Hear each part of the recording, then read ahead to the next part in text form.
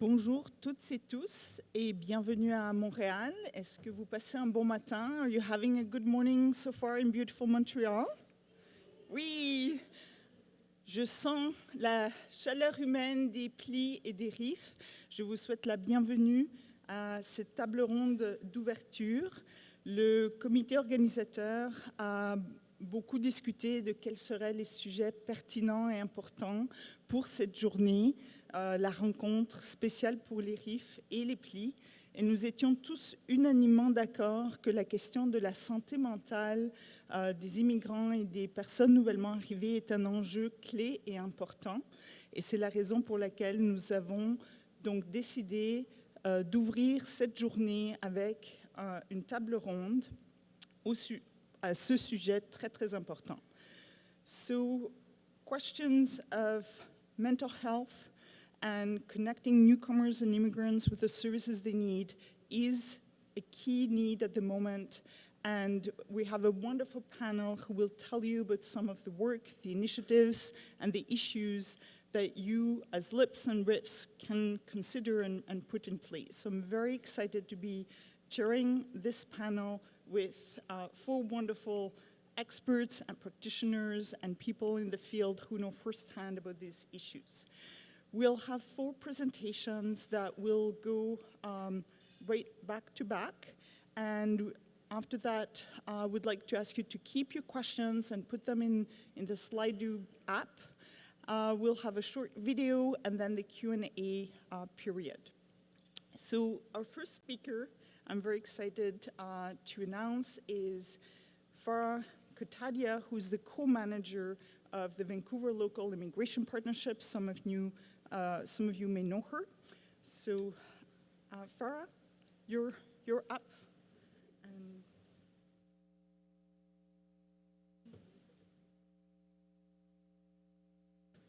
oh, perfect. Yeah. Thanks.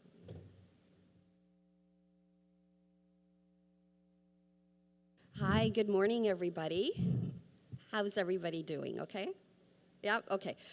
Just a warning that I am technologically challenged, so we'll see if I can do both, read and sort of flip the flip chart, the PowerPoint.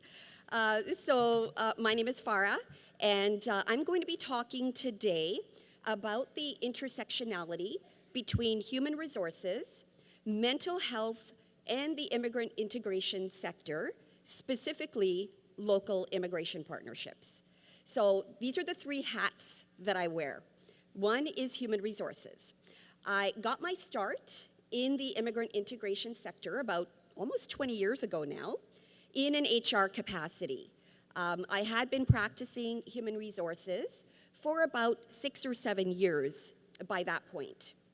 Now, HR practitioners vary in what they specialize in.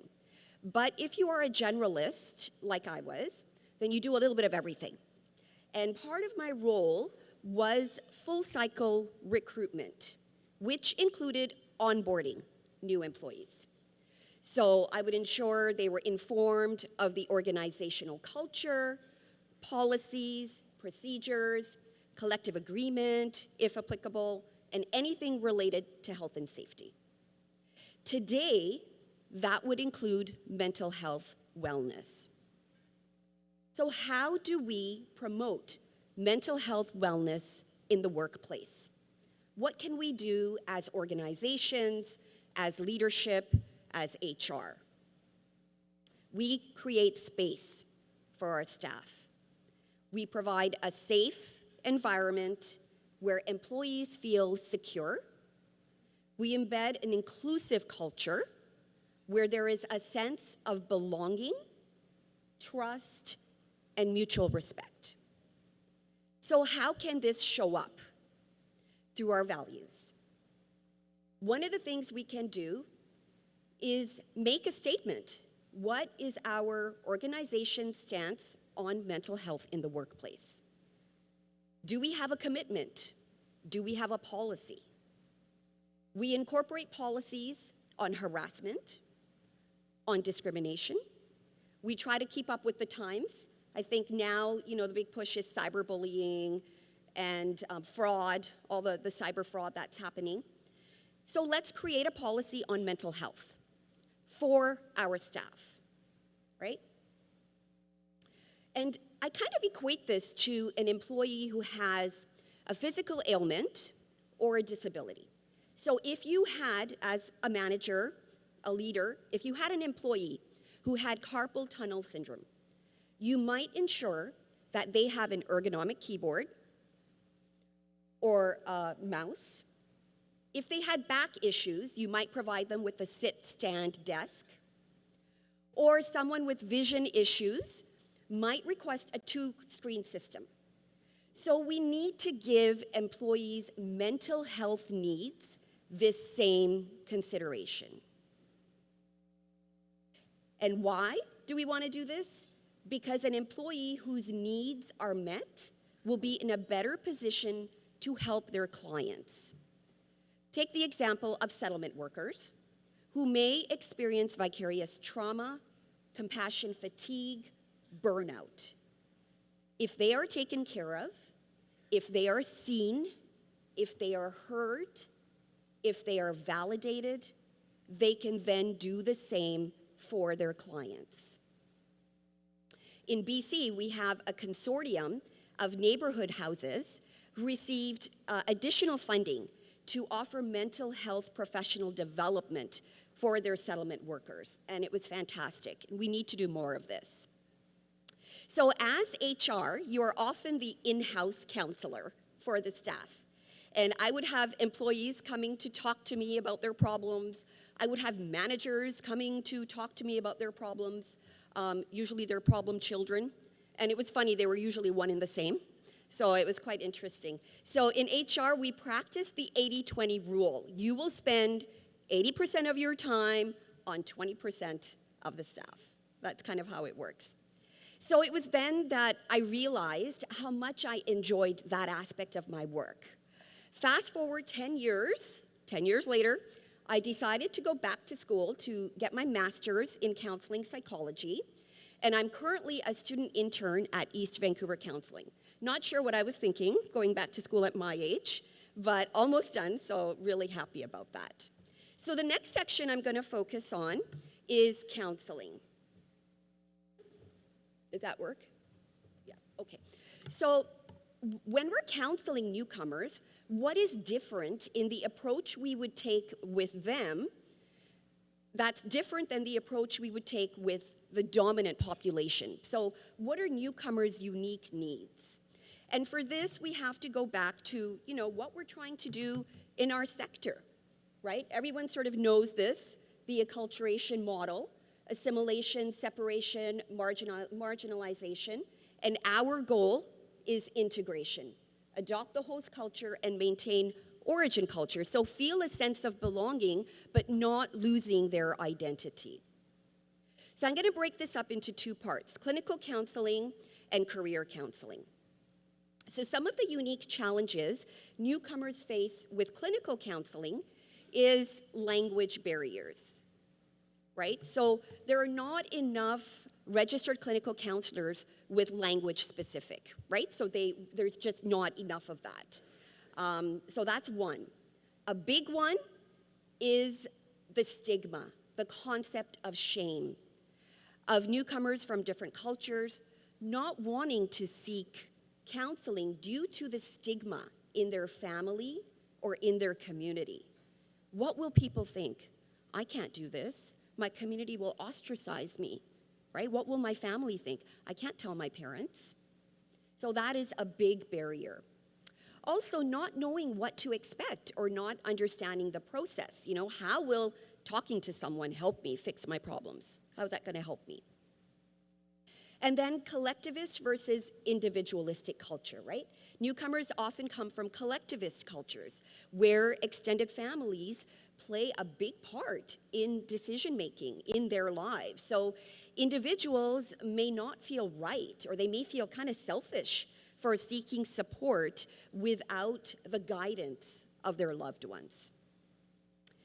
And the different types of, counseling, the disorders that people come to seek support on grief, trauma, loss, mood disorders like anxiety and depression. These take on a very different meaning when treating clients who have come from conflict zones and who have experienced war. There is real complex PTSD there.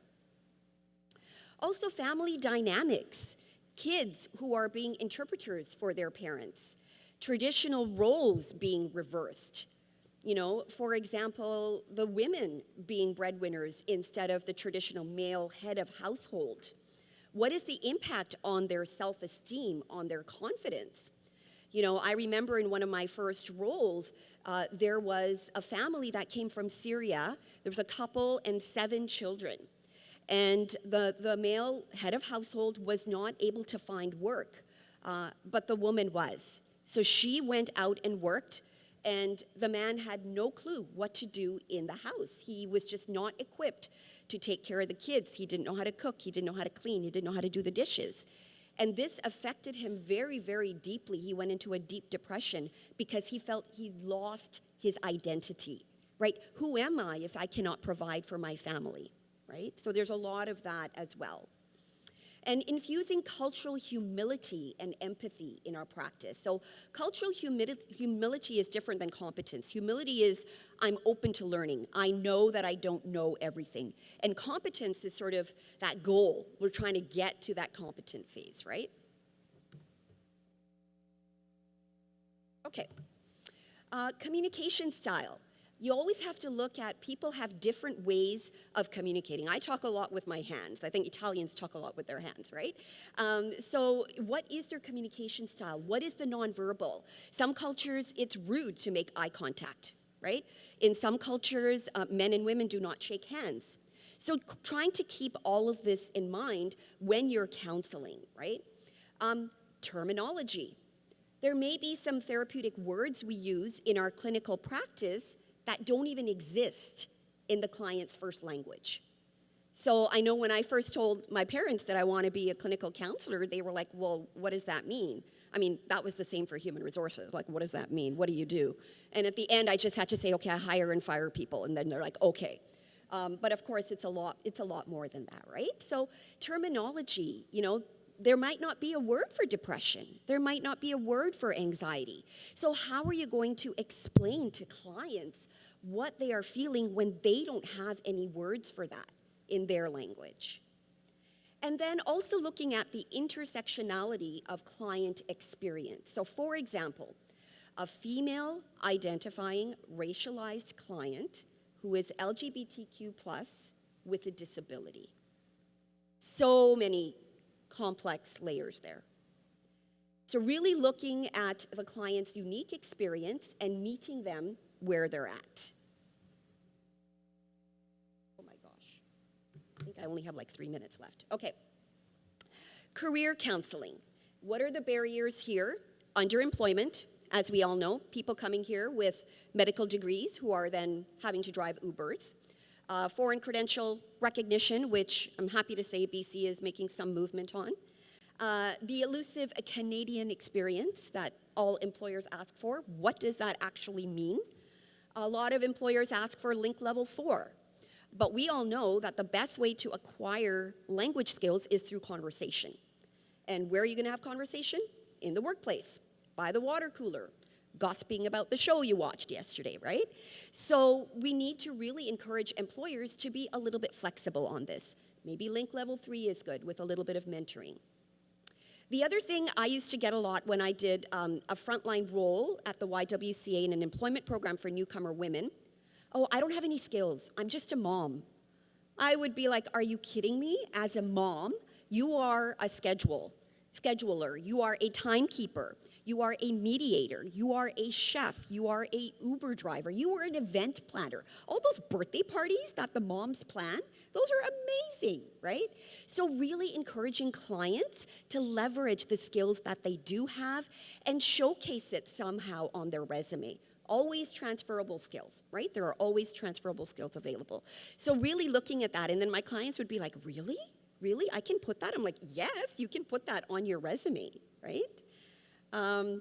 Okay, so my third section, how does this tie into LIPS and indirect services. What can we do, right, as LIP? So as co-manager of Vancouver Local Immigration Partnership, mental health, of course, is very close to my heart. What can we do? Psychoeducation, forums, working groups. We all have councils, we all have immigrant advisory tables, we all have working groups. Make mental health a focus of one of those working groups, right? Focus groups. Do some research, focus groups. What's going on? What are the trends? What's happening? Where are the gaps? Promote awareness and education. Have some campaigns. Maybe do this in different languages, right? Bring LIPs together to collaborate.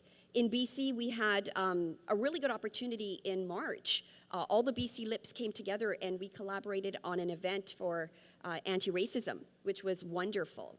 For those of you who have large agencies who have an internal counseling department, LIPs can maybe partner with the counseling departments to do some promotion and awareness. Or you can partner with CMHA, right? Canadian Mental Health Association. All the different provinces have chapters. Partner with them. So this is just a little bit of what I wanted to talk about today. And yes, I've got 4 seconds left. So thank you so much to Vicki and Katie for inviting me here. I hope it gave you a little bit of just information. I know it's 3 separate topics, and I tried to connect the dots, so hopefully I did that. Please feel free to reach out to me. I'll be here during the course of the day, so if you have any questions or would like some free therapy, I'm around. Thank you so much. Thank you.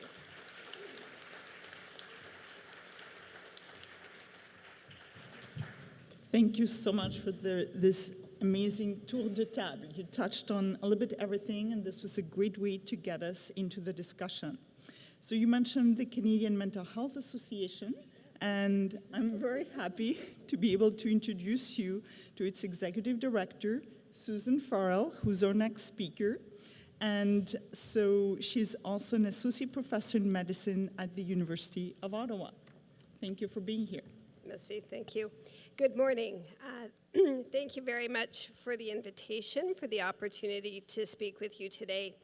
I'm speaking on behalf of CMHA National. What was already well explained to you is that Canadian Mental Health Association, which I'll give a brief overview about in just a moment, exists in our provinces and territories. It exists in many of our cities as well.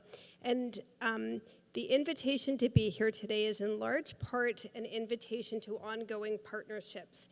As Canadian Mental Health Association starts to reconsider what mental health in the community looks like, it will be through partnerships and creating informed connections. That notion of our flexibility to do different things in different communities, informed by the evidence, and connecting with other associations to meet the needs of people in our community.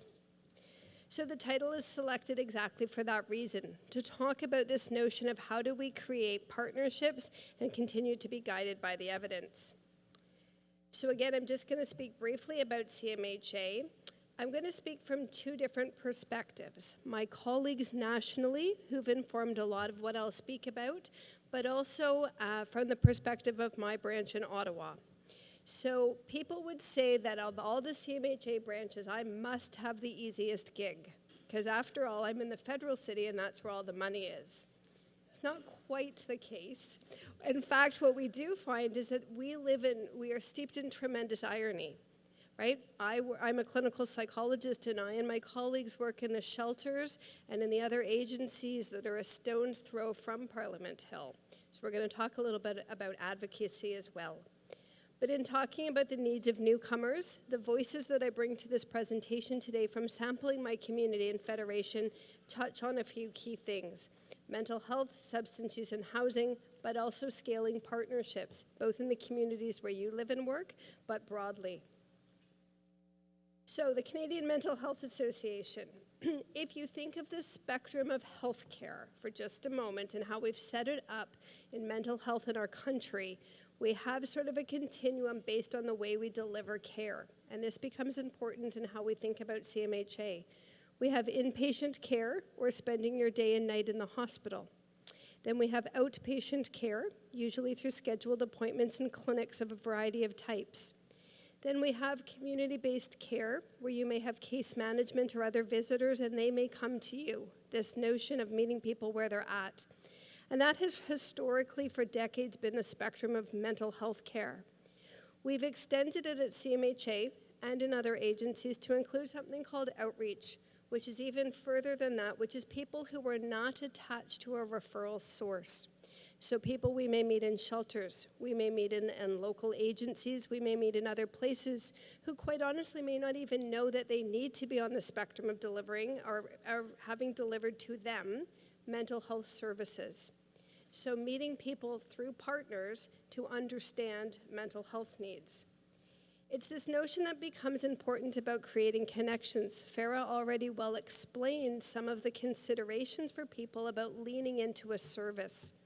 So part of CMHA's mandate is to take that notion and have us not just go from inpatient to community care, but to outreach or to people who have not thought, perhaps, about their mental health needs for themselves, their families, or their communities.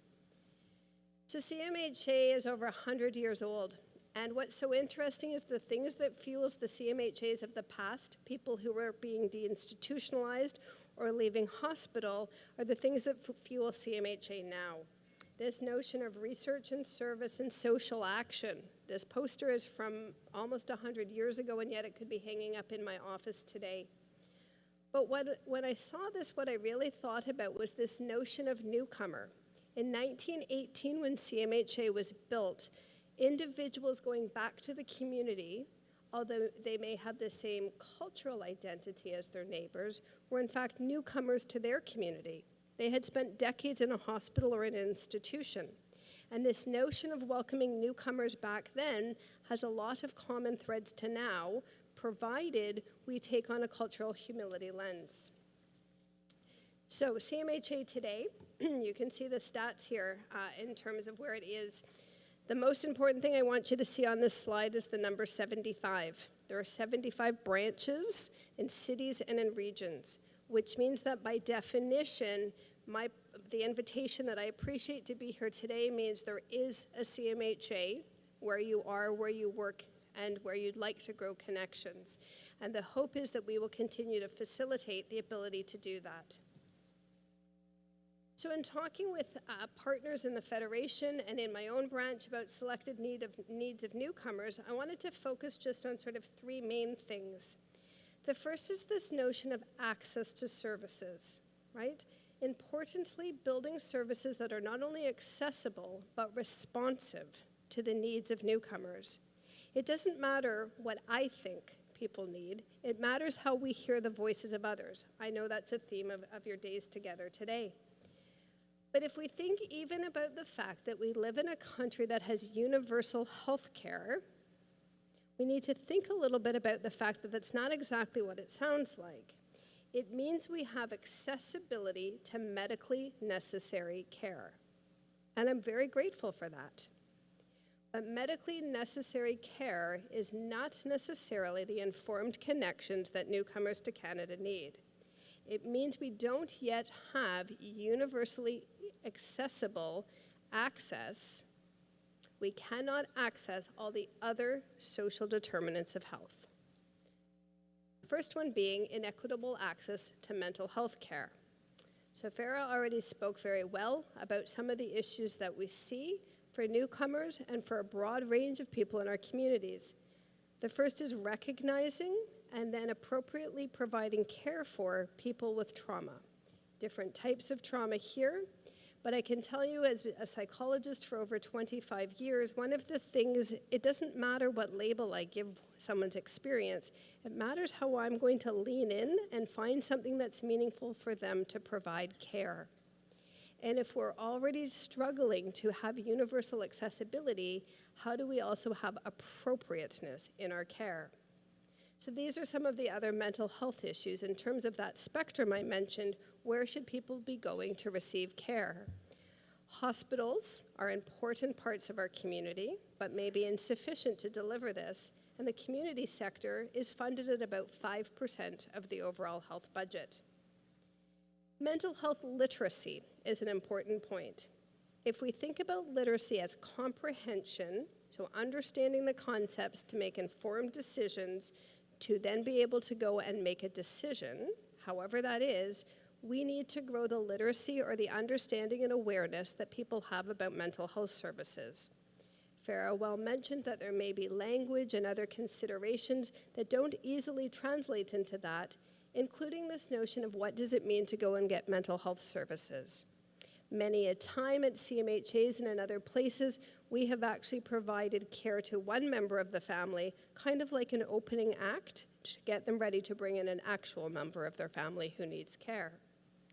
What does it mean to provide care to a person versus a community?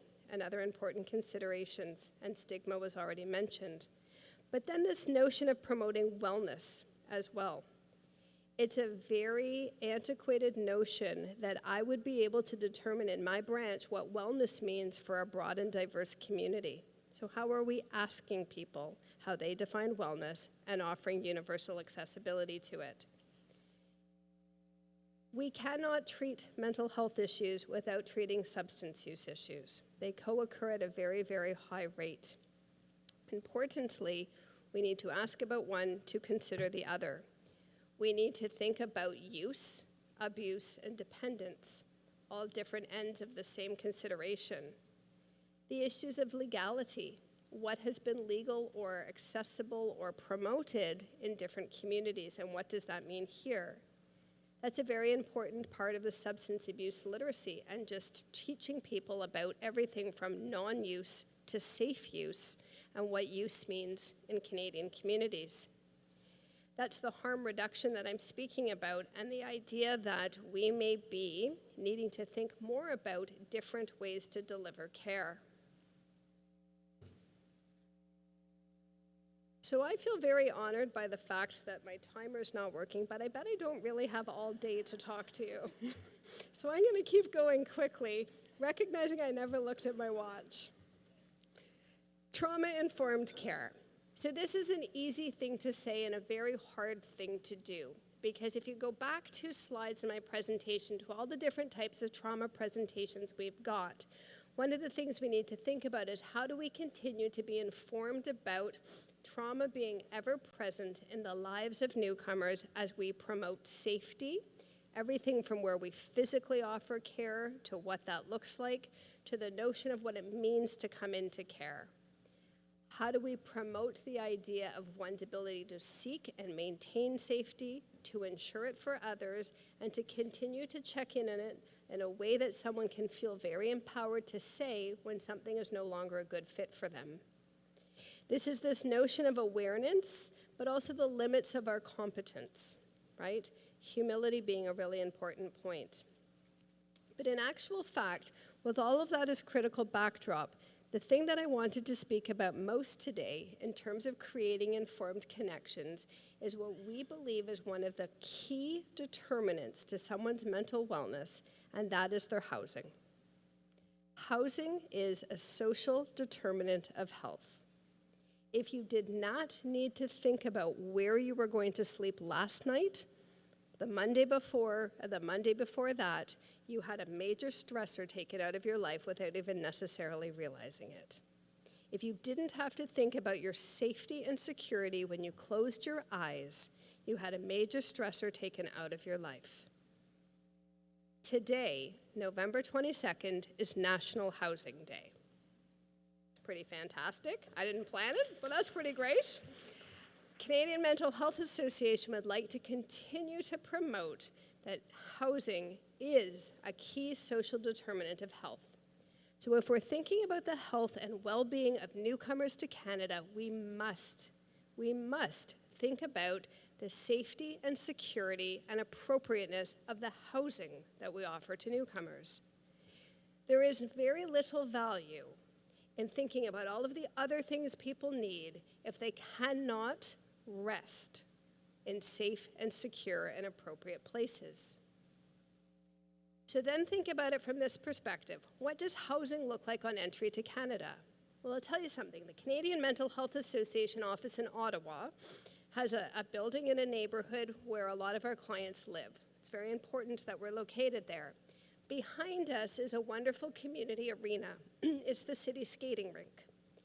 It has been closed for 2 years because the rink has boards over it and beds placed on it. It is a makeshift shelter because the thousands of shelter beds we have in Ottawa are too full.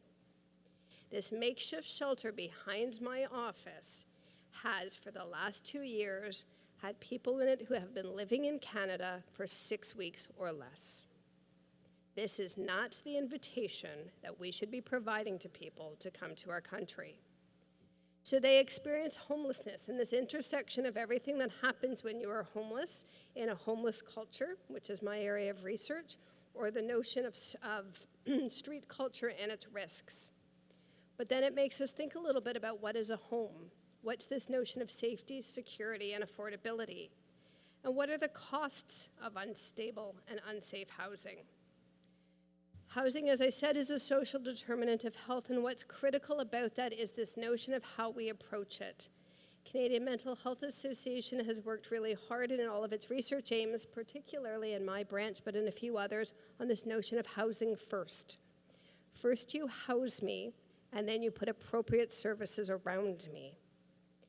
I, as a psychologist, spent decades going into shelters to deliver care. There's still a need for that, but it is much more rewarding for the person if I go to something that they can securely call home. So housing first is something that we evaluate and do research on, and it's critically important to think about that.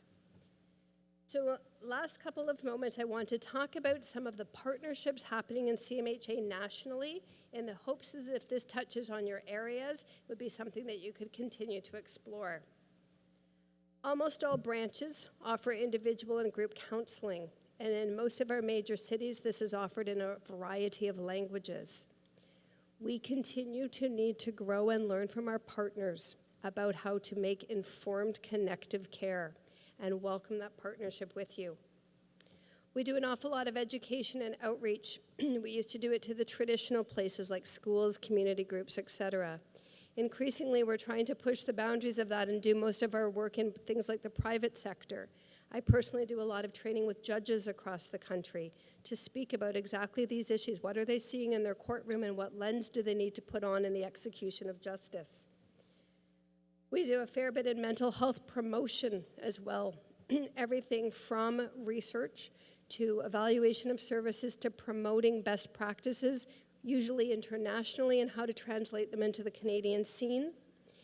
And then this notion of case management, which is probably something that needs to be changed, but remember my spectrum of care.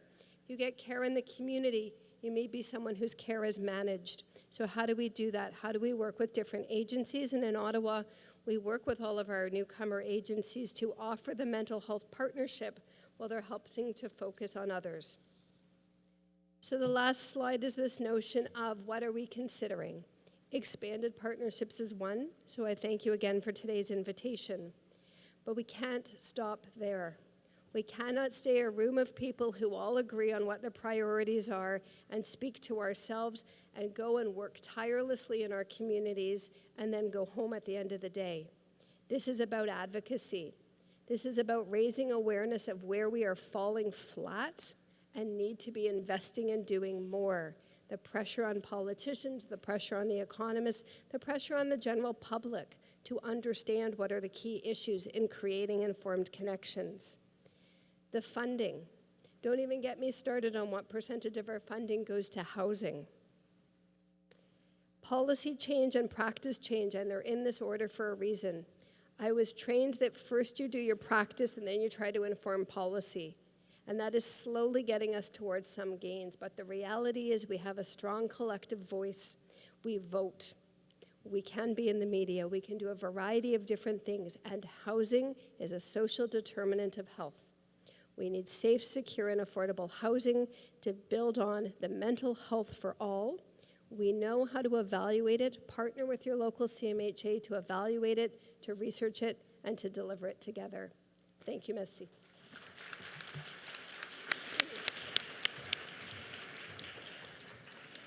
Merci beaucoup, c'est un message. Thank you very much. It was a very strong message.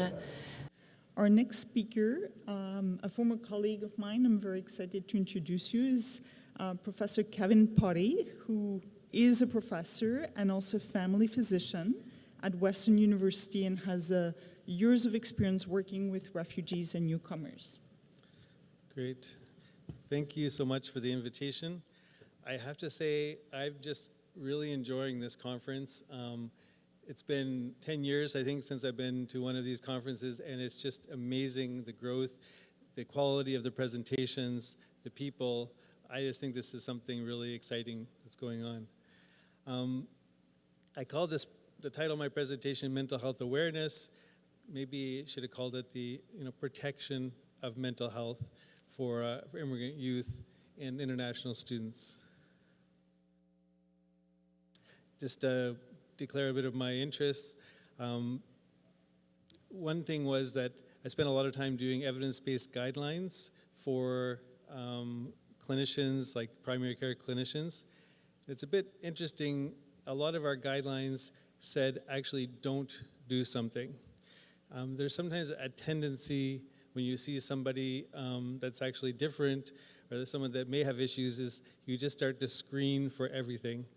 And I think it's really important to understand that that is maybe not the best way to look after someone. So we heard trauma-informed care. This is a much better approach, cultural humility, focusing on housing. This is the same thing that I think we should be doing in practice and not necessarily medicalizing everybody when they're arriving. I also am really proud to have had 10 years at the Ottawa LIP, so I think I really enjoyed that, and I think we made quite a bit of progress in Ottawa. So what is mental health? We talk about this very casually when we're talking about actually maybe a mixture of challenges, mental health conditions, maybe risk factors. So this is like often saying that someone has, someone that's anxious has a mental health disorder. They're having maybe a challenge, a symptom, but we have to be careful not to label everybody with conditions or disorders, but rather maybe to look at it as opportunities to potentially intervene and provide often, just basic resources as a starting point.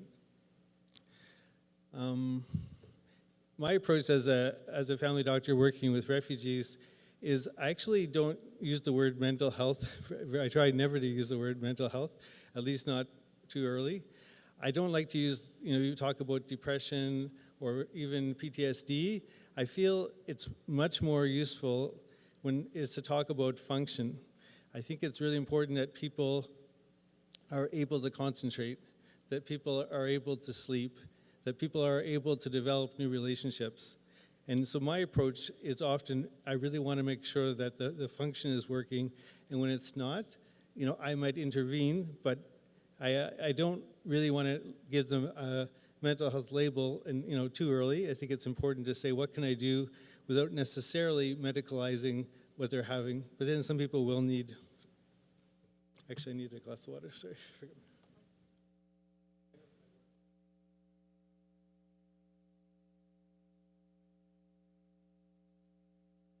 Okay. Yeah, so I think you guys probably understand this. It's just that we throw around a lot of these mental health labels. I just think it's really important that we're looking after each other and not necessarily labeling.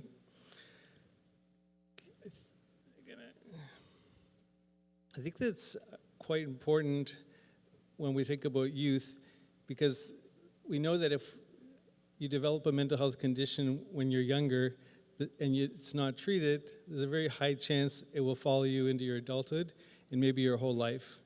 And so I think it's really important to understand there's great opportunities for impact by being aware and finding a way to prevent a mental illness. I think they don't have to explain to everybody, but the quality of people's lives is very much linked to their mental health. The ability to have relationships, ability to trust, and ability to kind of develop themselves to their maximum potential. We know that definitely there's new issues around mental health in youth. Even before the pandemic, there was a lot of problems. Definitely social media creates its own risks, and there's can going to be a lot to be done in terms of protecting youth over the next few years as social media just continues to increase. I think the final category, which is tricky, is the suicide element, which being very aware of a risk of somebody that's not doing well is very important, and certainly intervening whenever people aren't doing well in cases of risk for suicide. So I kind of have a group of what I consider challenges or experiences. And these things are fairly commonly experienced by, I'd say, probably most immigrants, maybe not always the post-traumatic stress, but definitely the acculturation stress, adapting, trying to belong in a new society, feeling caught between cultures. Navigating these experiences and this stress is really a very important part of life, and a lot of times this doesn't need to be considered, a mental health illness at all. This is actually just living based on your own life journey. Post-traumatic stress, we actually recommend not screening for post-traumatic stress.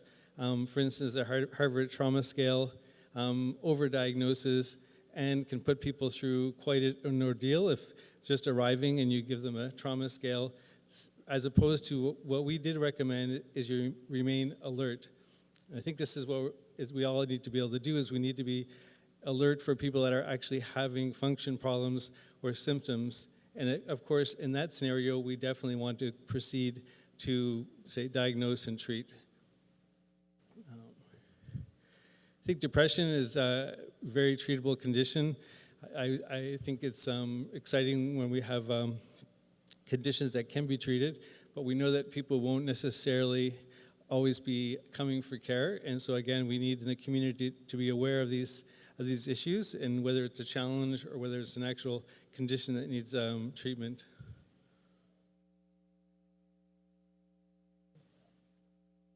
Anxiety is a group of conditions, certainly, and then there's also the element of being in a precarious life where you're not sure of your status, not sure in terms of bringing your family over. There's a number of conditions.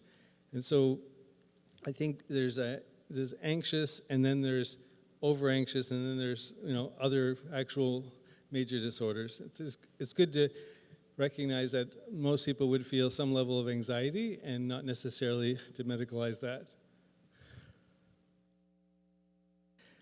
Certainly, when talking about mental health, there's a very complex intersection between culture and gender, even different language barriers.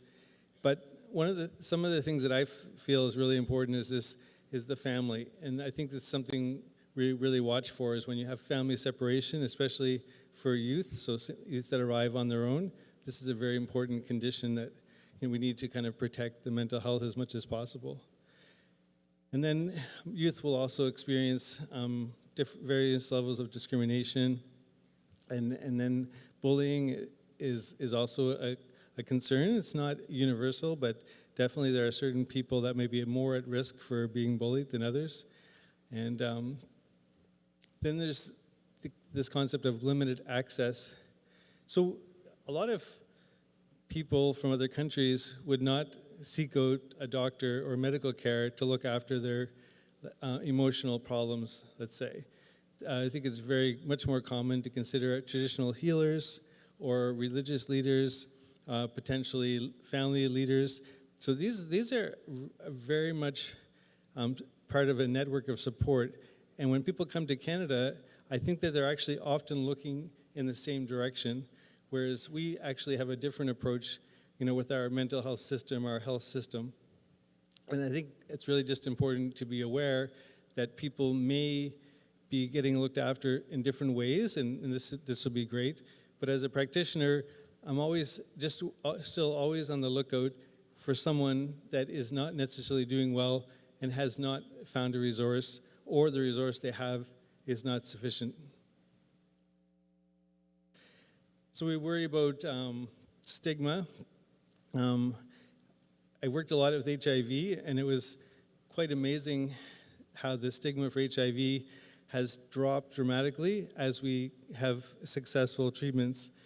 People are using HIV medications, having babies, having lives, living virtually, normal life expectancy. It's very dramatic. And I think that success has translated to a lot lower stigma around HIV. But I wouldn't say we've done as well in mental health. To be honest, we're really working on things. There's a lot of hopeful treatments, but it's very complex, multiple conditions. And I guess I feel we really need to work on these effective treatments. That, to me, is the real road to reducing the stigma. Because it's one thing to say, oh, there's no stigma about this, but let's be honest, there is still, for not just newcomers, but for all of us, that we could be affected by this. So to me, I'm just really excited to get to work in my research toward finding treatments, because I think that's really what I think is going to be reducing the stigma. During COVID, our Canadian Collaboration for Immigrant and Refugee Health, we started doing sharing circles with immigrant and refugee youth. I can't remember how it started, but it was a Zoom meetings on Tuesday night, and we just had such incredible sharing of stories. We invited more and more newcomer youth to these Zoom meetings, and from these meetings, we actually decided to do a participatory action research project in which we collected the stories of youth as they're arriving to Canada, and we decided to focus on Middle East and African youth. So we actually launched a whole qualitative research project in collecting stories. I think that it was a lot of fun to be part of this research, because the youth helped to recruit lots of other youth to participate. They were a big part of doing the analysis of all the stories, and actually even writing, and probably 3/4 of the authors are youth on our paper, which is almost published now.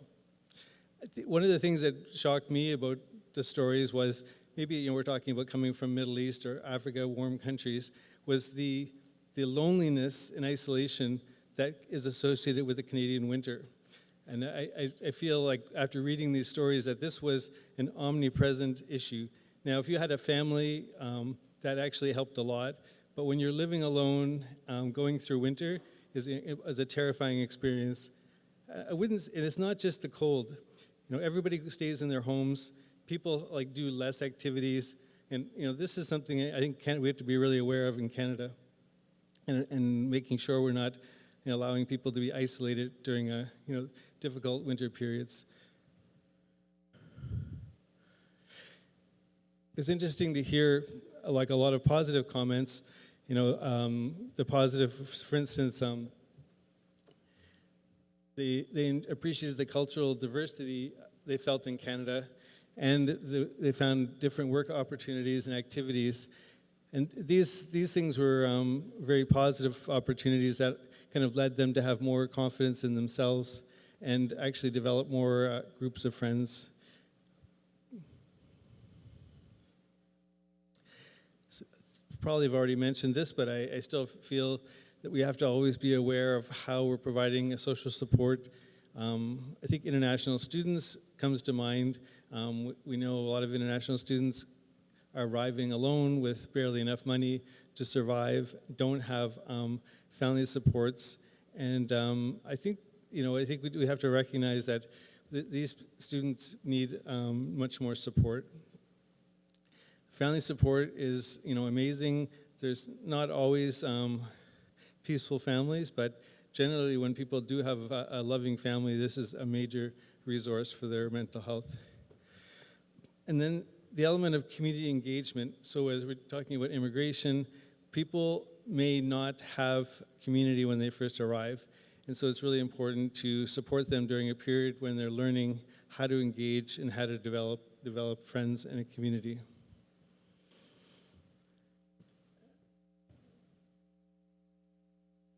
And then I think the health coping activities of exercise and and eating well, and these are important as well. Just bring this up. It's important that we're all aware that there are warning signs when someone may be very isolated, maybe not showing up for class, or maybe not showing up for work, or there's a number of different things that we all kind of have to be aware of. And when we see these warning signs, we need to find some way to intervene. I think it's just like we talk about housing. Housing first is really critical, and it's really important not to allow, for instance, someone to lose their housing. This can be a very dramatic issue, and we know that living as a homeless person brings a lot of challenges, and I think it's not something that we want to have happen. I think just being aware there are different emotional symptoms, sometimes anxiety or sadness or potentially anger or these different issues. And it's good just to be aware that maybe this signals somebody needs more support. And this, I think, seeking a trusted person is something that sounds good, but as a newcomer youth, especially if you're by yourself, this isn't necessarily immediately apparent. And so it can take some time to find out who you can trust and where you can go. And that's it.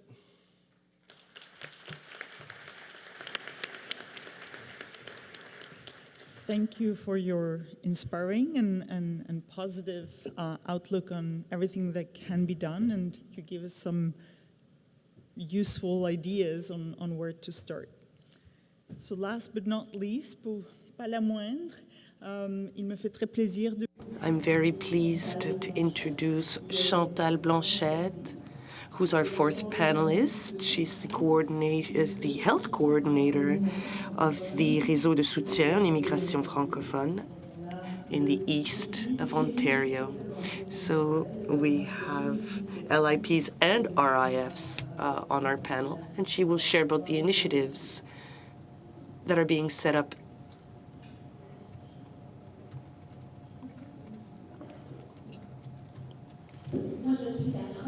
So I am the French-speaking person of the panel. If you do need to get some headphones, please do so. So I'm very glad to be here today.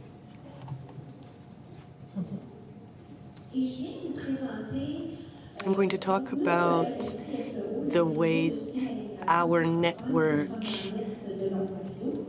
is in the east of Ontario, under the umbrella of the Economic Council of Ottawa and Carleton.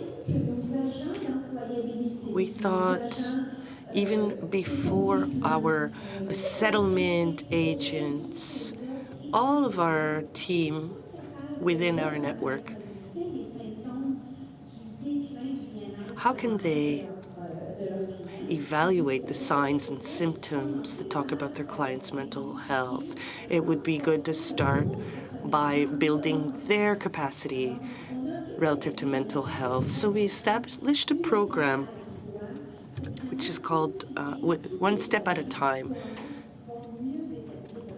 so that agents have better tools. So we gave an introductory session to all of our employees where we talked about what is mental health, as you saw with other panelists this morning, to set the stage. After which, we set up a lunch and learn program. And I'm going to go back and forth in the slides here. So we started with this first introductory session, and then we decided to delve a little further into what we could teach them. So this Lunch and Learn series is one lunch per month. It's a 60-minute long session. It's a hybrid format. Employees can be either on-site or connected via Teams or Zoom. And what I do is that I invite one of my partners to present a very specific subject that touches upon mental health. Till now, we saw men's well-being in June. We saw well-being, mental health in Indigenous communities, and we had an Indigenous partner presenting. We had a worker from a community center who spoke about LGBTQ mental health. We talked about suicide in September with one of our partners as well. And one of the sessions that was really popular was the October session, where we talked about mental well-being linked with spirituality. In my network, we have more than 22 languages and cultures represented.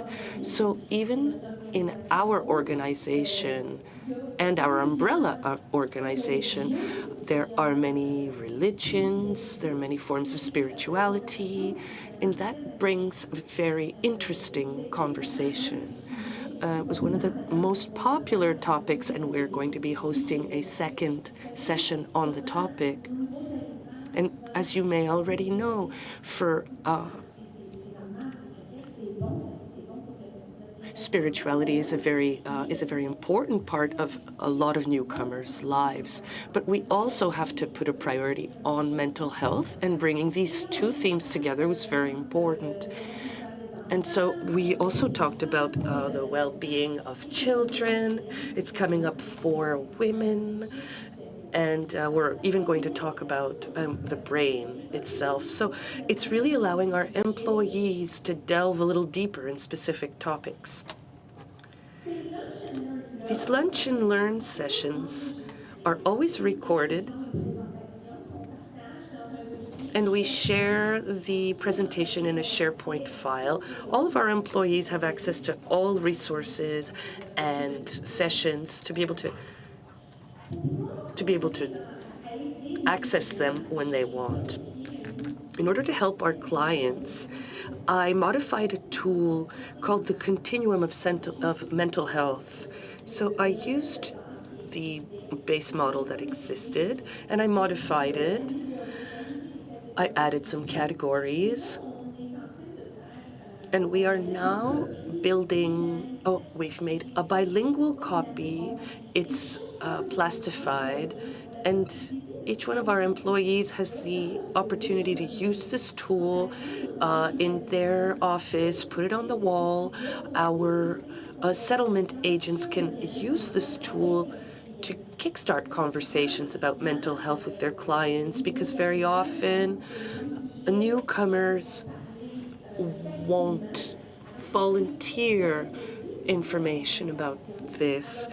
This is a good icebreaker that it can be really useful to say, this is what it looks like when you're in excellent mental health, and these are signs and symptoms that you may be recognizing within yourself when you're in a decline and when you're going towards mental health problems.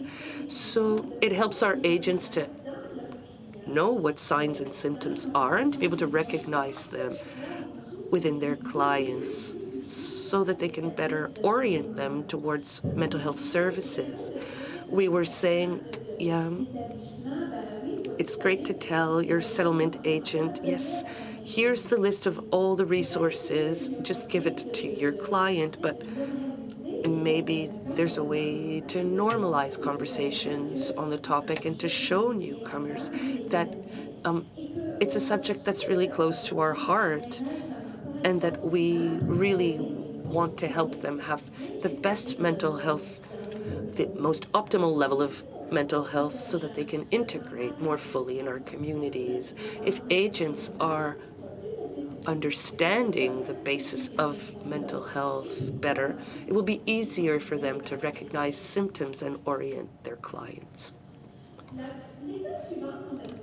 The next step, my other hat, is that I work with the Canadian Commission on Mental Health, and we give first aid, mental health first aid trainings.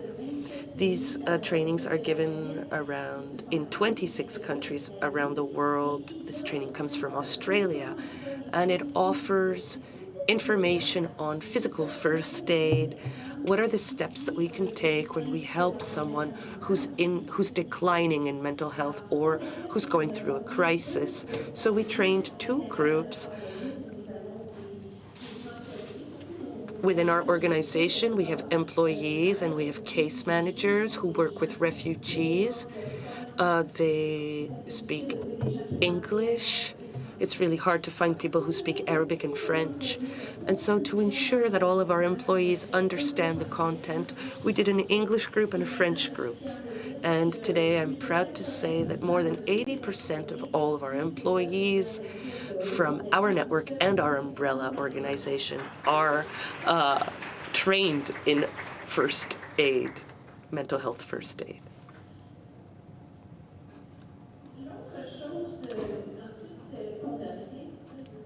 Another thing we did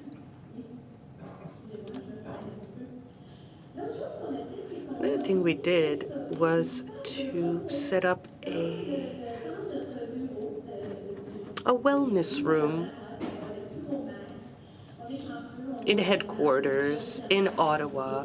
We have managers who are really ready to invest and understand that it's important to invest in their employees' mental health. And so we now have a wellness room that can be used by employees where they can rest from 15 to 30 minutes alone. There are massage machines. They can listen to music. There's a little fountain. There's some coloring books. There are a lot of, and there's a copy of the Continuum as well, so that you can evaluate your symptoms and see how you feel. So it's a space that our employees can use because, as you know, clients will have very intense life stories, and our agents also need a few minutes to process between clients. And so we're very happy and feel very privileged to have that wellness room. Another step that was taken is that we're trying to set up a rollout of activities for each department. We have a program for elderly people, and we've just given a session on mental health. We have a pilot project with youth. During the National Week of Francophone Immigration, we gave a session to 22 youth from aged 17 to 25 who were very concentrated and focused. They were very interested, and they were young Francophone immigrants. We're now developing something for refugees, and there will be a specific workshop for Black entrepreneurship. Another thing I've been developing is, we're developing a tool based on 2 virtual books for our Francophone immigrants who are looking for a job. This is, of course, very stressful, and so we wanted to help them by giving them tips and tools so that they can take care of their mental health while they're job searching. And we made a virtual book about preparing oneself psychologically to the interview. These interviews can be very different from any experience that was lived in the host country, in their country. The next step is to train the trainers. People who are responsible for these trainings, so that they may be able to give these trainings, which will be embedded within their programs across the year. With all this, we've seen all through our extended family, so our network and our umbrella organization, since the start of the rollout, there's been a change in dynamics because employees have learned to normalize discussions about mental health, and we can hear more of these discussions going on. We can see that it's burgeoned, and they feel more confident now to help their clients. Certain comments I've received after the first aid mental health session.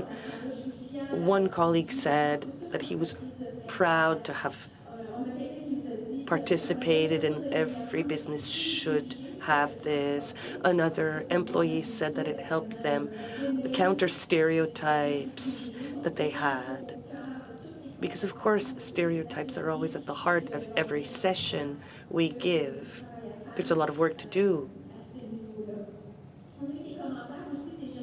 We also had comments of managers saying that they can see employees use the wellness room and they can see that it's useful. They hear conversations between colleagues who talk about mental health and who help each other out or share resources. We also have in the wellness room,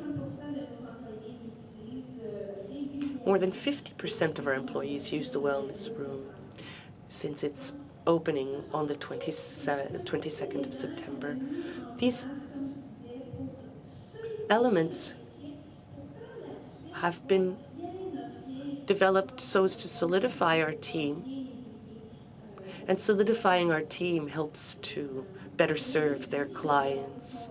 This is just the beginning, and I'm very hopeful for the future, and this is the model I wanted to show you this morning. Thank you. Thank you very much for all of these ideas, and we can see that they're speaking to results as well. Small steps that make a big difference. Little video now, so our sponsor for this panel, New Canadians, will display, right? So meanwhile, you can post your questions on the slide. We are New Canadians, a trusted ally, partner and friend of many wonderful organizations like yours that are committed to help new immigrants in Canada make this country home. We know that your welcoming communities are brimming with the promise of a bright future for newcomers. Through our television and digital programming, we tell your story, extending the reach of your diversity and inclusion efforts and putting your community on the immigrant map. We collaborated with New Canadians on a video about Ukrainians and the response in Huron County to support them, and also about a multicultural festival. New Canadians tell the story of how newcomers are adjusting to our community. They tell stories from an immigrant perspective, which is really important to us. It's a great product. It's done on time, it's done within budget, and we're really happy with the results. At our inaugural Wellington County Multicultural Festival, we are really thrilled and delighted to partner with New Canadians TV in integrating newcomers into the country. And we believe that through this partnership, we will be able to reach out to all of the newcomers and let them know what opportunities the County of Wellington holds for them. The partnership with New Canadians is one of our best partnerships across Canada. The founder, Gerard Kennedy, is very passionate, he's very innovative, he's very approachable. He really wants to make Canada become more diverse. In St. John, we organized the International Culture Fest, and with New Canadian support, the entire country can see the festival, get a little bit of an experience of what the journey is going to be like when they move to a community. I'm a big fan of New Canadians. I like very much the content and all the experiences that they share and they show from newcomers and immigrants here in Canada. It makes people feel welcome, identified, and finding stories that make us connect more with the community. You heard it. Let's work together to tell the story of your community and attract more newcomers to your welcoming corner of Canada.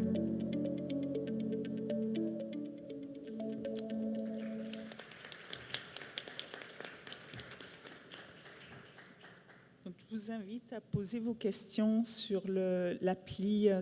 So you can ask your questions on the Slido app. So we'll start with the first one. Discussing newcomer mental health is essential, but how can we expect to deliver services effectively if workers in the sector are underpaid and experiencing burnout? How can we address this? Peut-être Chantal, vous voulez en parler, et Farah? Maybe Chantal, you would like to start, and then Farah in French. How can we?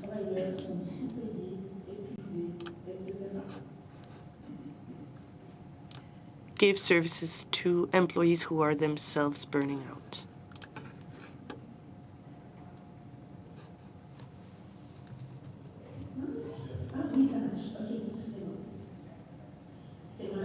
That's a great question. I don't know if I have a response.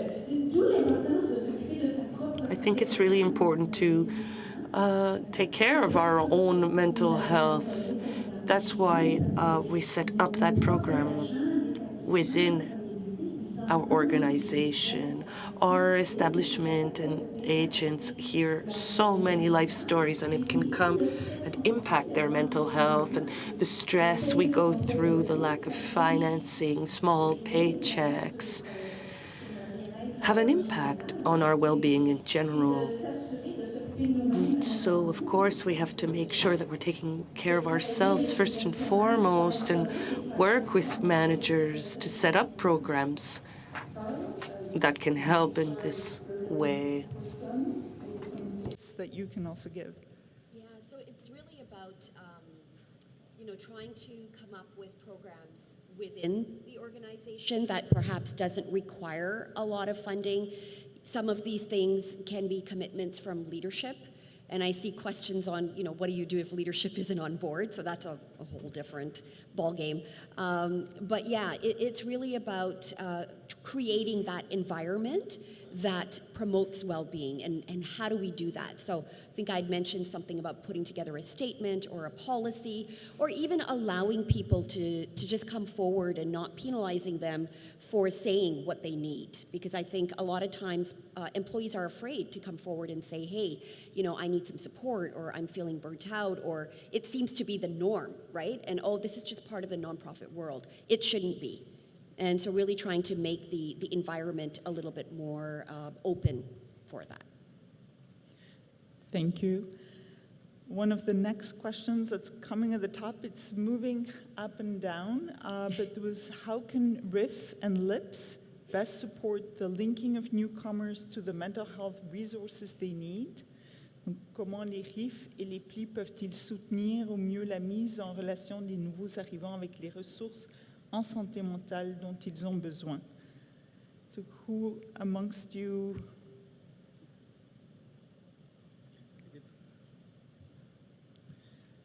So I think it's basically how do LIPS fit into maybe the support system, maybe awareness, developing programs with all the different partners. So I think developing networks. So what I feel, especially to prevent, say, vicarious trauma in your organization, it's really important to build networks. I feel like when we have the Canadian Refugee Health Network, this is a group of doctors across the country. We meet once a month. It's very important that we're actually building networks and at all different organizational levels. And I think that might sound, it's a lot of work, but I think that those networks are very valuable to make sure that it helps the people that are doing the treatment, but also it will actually provide a much stronger safety net for people in the community. Maybe linked to that, Susan, could I ask you to answer one of the related questions on CMHA and what are the eligibility criteria for accessing your counseling services? Are temporary residents eligible? Certainly. So the answer has some geographic specificity, which means that depending on what community you're in, the CMHA branch may have sort of different services that it offers. The thing that the thing that is in common is that we do not require provincial health cards or anything like that to access services. We are funded to be low barrier services that would make everyone who needs the care able to access it equally. The question becomes, in your area, which services are offered. CMHA has a requirement to have their information available by phoning their main line. Websites vary a little bit, but hopefully are informative. So I would start with a phone call to your CMHA branch by geography, asking to speak to the information or service navigation person, and that person can answer the local questions. Thank you for this. So I want to go back, because there were quite a few questions about staff and mental health in the RIFs and LIPs. So in your opinion, what is the link between mental health of LIP and RIF staff and the high turnover rate, job dissatisfactions that we're seeing, and again, questions around types of accommodations that employers could consider for their staff who's struggling with mental health?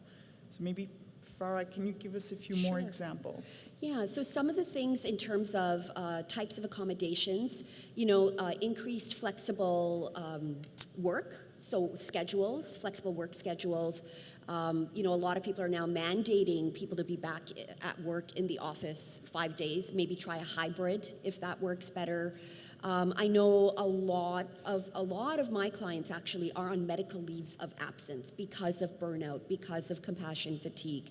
And so how do we then, because that of course causes a ripple effect in the organization. So maybe in the policies, in the leaves, putting in, a mental health day, a mental health leave, and having that 5 days a year, people can just take a day for mental health, right? They don't need a doctor's note necessarily.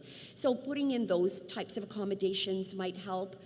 With regards to the pay, the low pay and the burnout, unfortunately, there's not a lot that we can do. As we all know, we struggle with funding. I think it's up to, leaders of the organization and us to come together as a community to really go to the funder and say, this is really not acceptable anymore. And I think I was so happy that somebody mentioned that during the P2P conference. It's, what are you going to do with the disparity between what federal workers make and what frontline staff make? And I'm like, wow, what a brave question. And I think we just have to keep asking those questions and keep pushing and keep saying that, you want us to do these services, you're inviting more newcomers, you're not providing the people, you're not providing the pay. We live in one of the most expensive countries. I live in one of the most expensive cities in the world.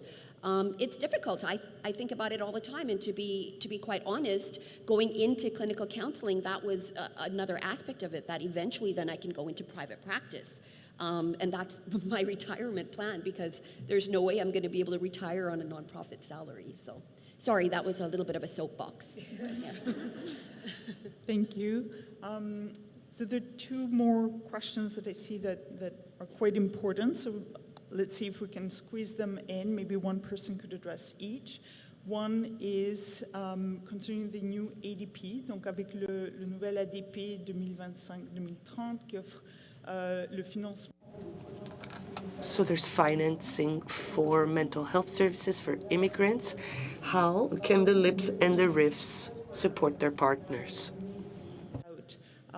In order to support mental health projects. And maybe we can link this to the question by Yassi or Jassi regarding considerations to connecting newcomers with culturally relevant and accessible addiction, harm reduction supports, and how organizations can support grassroots addiction supports initiatives. So maybe these two somehow. So who could, so let's start with Chantal and then Kevin, please.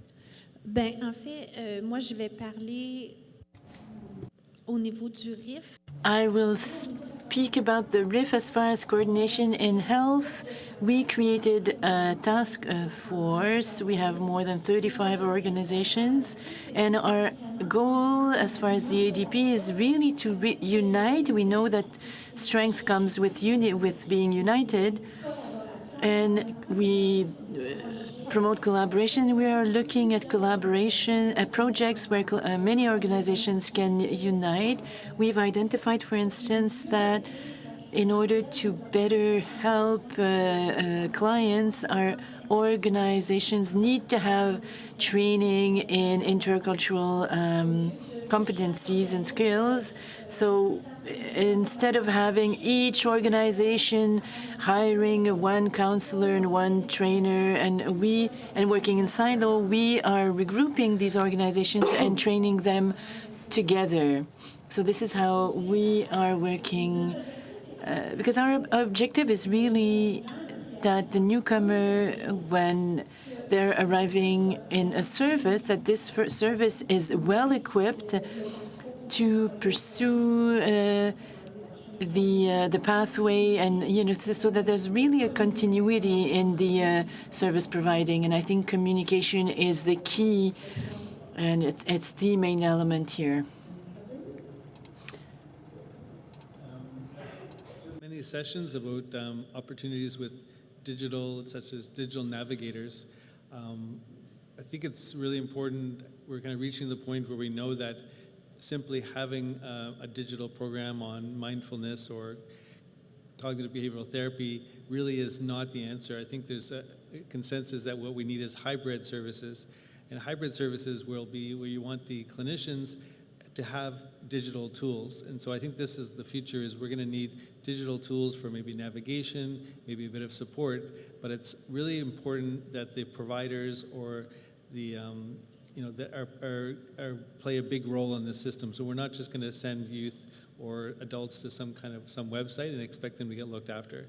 So I think that it's nice to have some digital navigation as long as it's linked to our actual in-person services.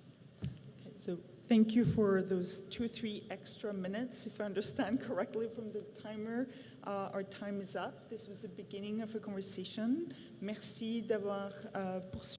Thank you for having continued these conversations, important conversations with us. And I would like to thank warmly our 4 panelists for their presentations today.